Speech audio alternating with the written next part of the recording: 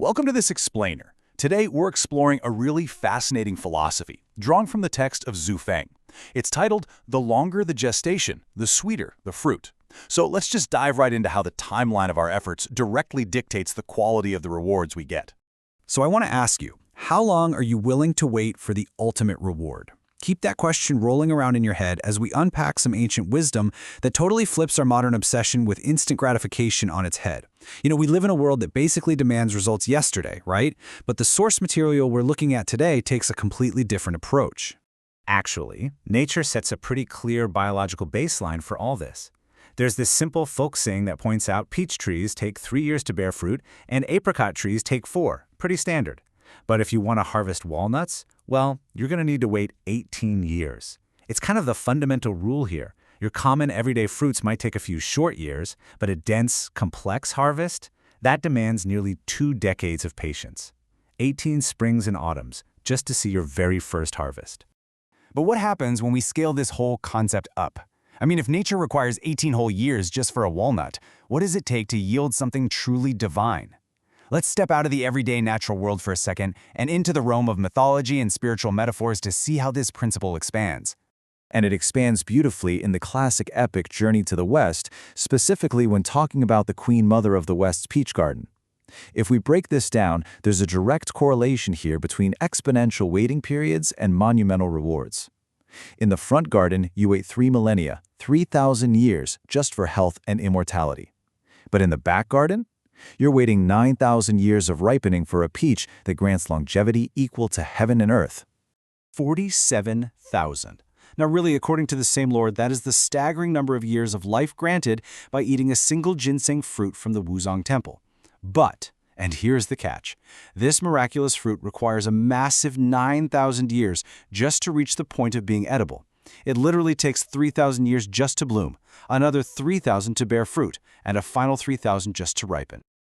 Okay, let's pivot away from these grand, mythical timelines for a bit and come back to our current reality. Let's look at how we, in the modern day, actually handle the wait. Because the truth the text hits on is pretty striking.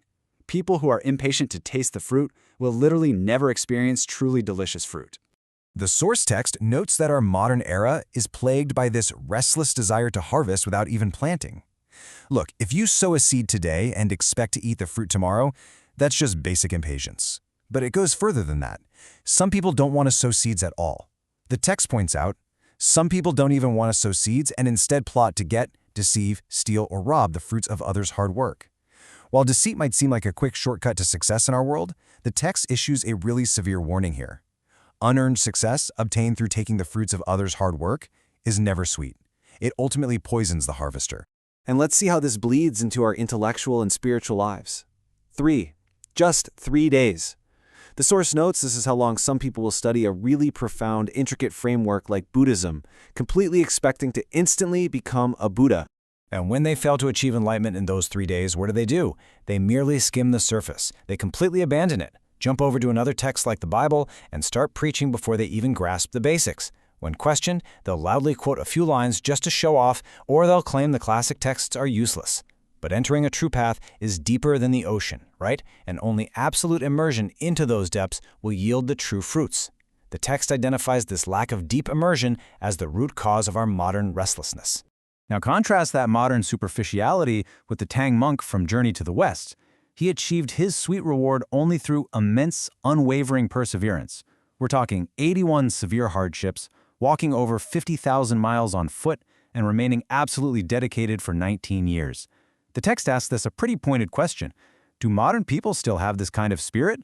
Or are we just too busy calculating our immediate gains to be what the text calls foolishly loyal to a cause? To really drive this whole concept home, our source text offers a devastatingly powerful parable about an honest man and an eccentric stranger. And this is where the core philosophy we've been unpacking is put to the ultimate test. So, the story goes, an eccentric stranger approaches an honest man and hands him a heavenly seed. He says, "This is a seed I stole from the heavens. It will grow into a towering tree and will eventually bear fruit worth more than gold. Take good care of it." Overjoyed by this literally once-in-a-lifetime opportunity, the honest man plants it in fertile soil and tends to it day and night, just completely full of hope. Let's trace this tragedy year by year. because it really reveals the heavy toll of impatience. For the first couple of years, all is well, but by year 3, the tree grows to the eaves, but there's no fruit, so the impatience begins to set in. By year 5, the societal pressure starts. His neighbors mock him, calling him a fool and a madman for wasting his life on an empty promise. He hurts, but, he waits. Finally, at year 10, his patience completely snaps. Furious about a decade of wasted effort and public humiliation, he takes an axe and violently chops the tree down. Fast forward 2 years later, at year 12, the eccentric stranger returns for the harvest. This right here is the heartbreaking gap of the parable. We have a breaking point. 10 years of wasted effort, completely destroyed by impatience and the weight of mockery. But the tragic reality? 12 years were required for the ultimate transformation. He quit just 2 years shy of the finish line. When the stranger returns and finds the tree totally destroyed, he delivers this absolute gut-wrenching revelation. You were too impatient. That tree needed 12 years to bear fruit. This year would have been its fruiting period. Eating it would have allowed you to ascend to immortality. I mean, wow. Eagerness for quick results literally destroyed a once-in-a-lifetime miracle.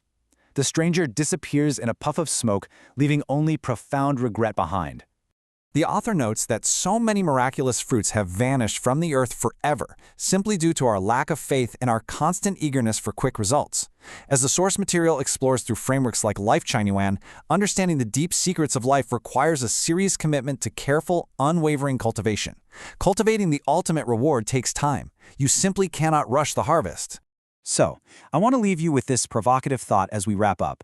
What tree are you prematurely chopping down in your own life right now just because you're tired of waiting? Really think about it.